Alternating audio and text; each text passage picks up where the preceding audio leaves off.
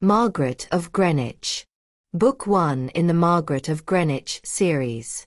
13-year-old Margaret battles poverty, her school principal, and a determined murderer in the richest town in America.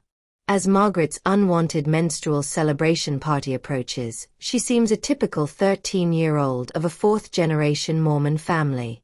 Except that her innocent boyfriend is facing jail, her girlfriend is sleeping with the notorious art teacher, Mr. Cylinder, and she fears that the next body which the police discover will be hers.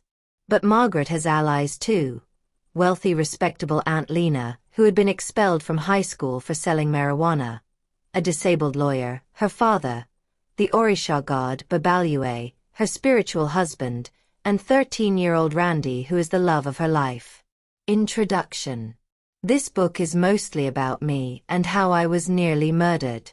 But it also tells of Hillary's fixation with former President Clinton, who lives nearby, and about the art teacher Mr. Cylinder, who Laurie was sleeping with.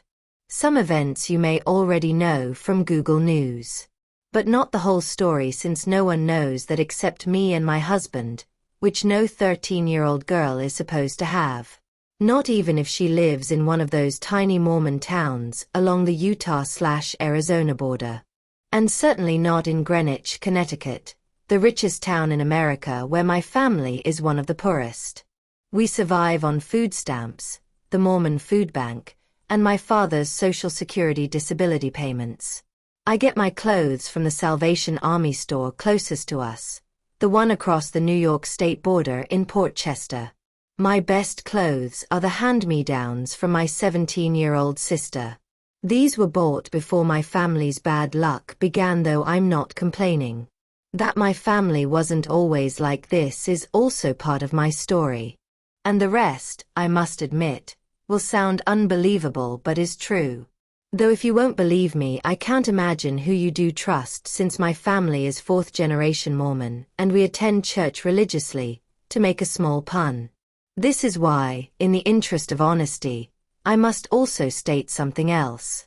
That if you're a boy, you probably won't like this book, since it has a lot about romance but no actual sex, 2 murders without a car chase, and very little about the zombie killer video game which Randy, my boyfriend, loves. And I doubt that you'll be interested in the details of my menstrual celebration party, which even I didn't want to attend.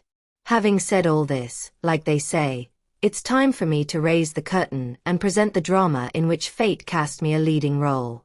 How a 7th grader from a dirt-poor family battled poverty, her school principal, and a determined murderer in the richest town in America. Read my story, and if you like it, we may become friends. Which I'll begin by telling about 2 boys. Randy, who is the nicest boy imaginable and the love of my life, and Brian, who boys call Weird Wheels, which isn't nice at all.